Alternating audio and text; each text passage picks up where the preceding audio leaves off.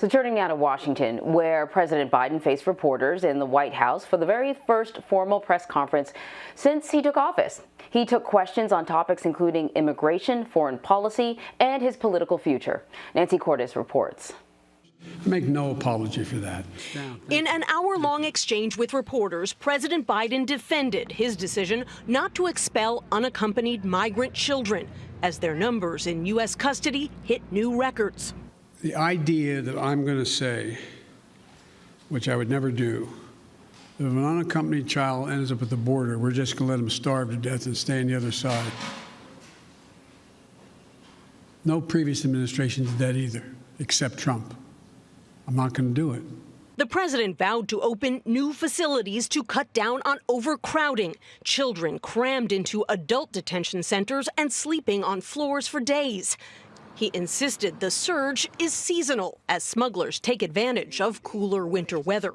Does anybody suggest that there was a 31% increase under Trump because he was a nice guy and he was doing good things at the border? That's not the reason they're coming. Mr. Biden grew most fiery on the issue of voting rights as Republican legislatures across the country pass restrictions that could disproportionately affect the very people who got him elected, minorities and young Americans. Are you worried that if you don't manage to pass voting rights legislation, that your party is going to lose seats and possibly lose control of the House and the Senate in 2022? What I'm worried about is how un-American this whole initiative is. It's sick. It's sick. Deciding in some states that you cannot bring water to people standing in line, waiting to vote. The Republican voters I know find this despicable. Republican voters.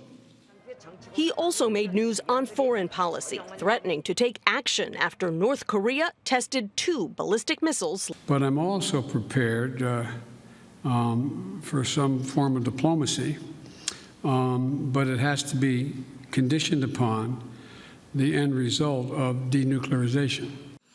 And he cleared up one mystery about his future plans. My plan is to run for re-election. That's my expectation. The president suggested that U.S. troops would likely stay in Afghanistan past a May 1st departure deadline set by his predecessor, though he said he could see all 2,500 of them coming home within the year. Nancy Cordes, CBS News, the White House. All right, let's stay in Washington, where Caitlin Huey-Burns is standing by to bring us more details on the president's press conference. So, Caitlin, I want to play some sound for you where the president talked about some of his biggest priorities in office. Here's what he had to say.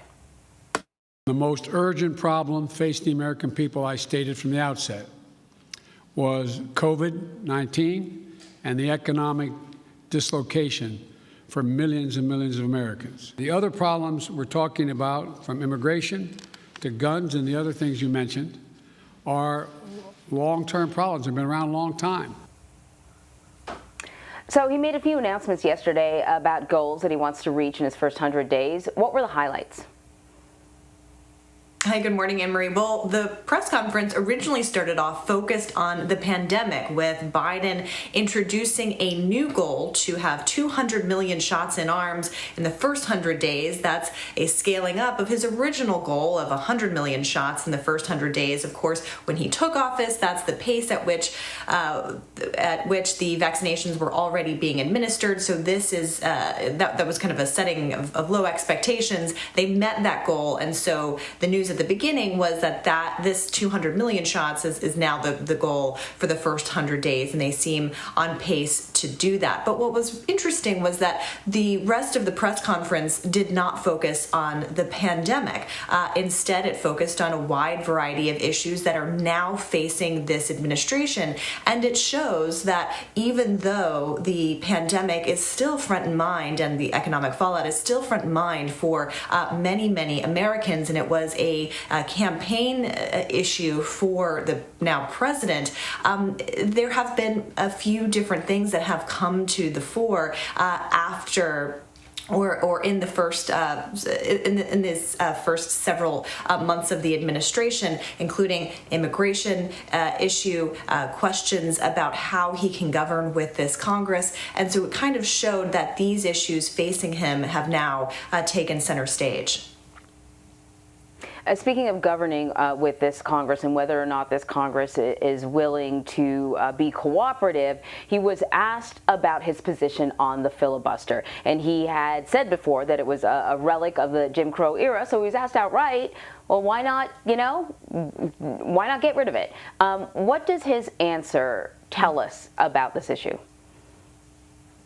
It was really interesting to hear the president kind of open the door to making bigger changes to the filibuster. Before, he said he would be supportive of a talking filibuster, which would require senators to actually command the floor to block legislation. They don't have to do that anymore. They can just basically phone it in. But yesterday, when he was pressed several times, he said, look, his priority is to move towards a talking filibuster, not eliminate it or provide drastic reforms. But he did say that if it gets to a point of total chaos and shutdown, essentially, that he may be open to other options. And the reason that there was so much focus on the filibuster, I know it sounds like some Washington speak, and people watching at home might wonder why we're talking so much about this procedural terminology, but it really matters for the president's agenda, because if he can't get support from 60 members of the Senate, which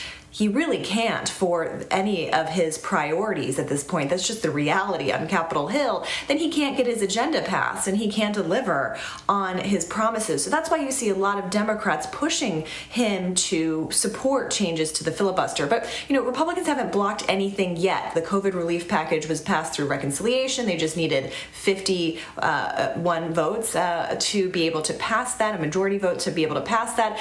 So the real test will be when they actually get to some of these legislative priorities that do require larger support. Yeah, that's exactly it. The president is talking about some sort of sweeping changes when you talk about voting rights, when you talk about immigration overhaul, when you talk about expanding the Affordable Care Act. All of this is going to require bipartisan cooperation, and the use of the filibuster can really, really sort of grind things to a halt. Caitlin, thank you very much. Thank you.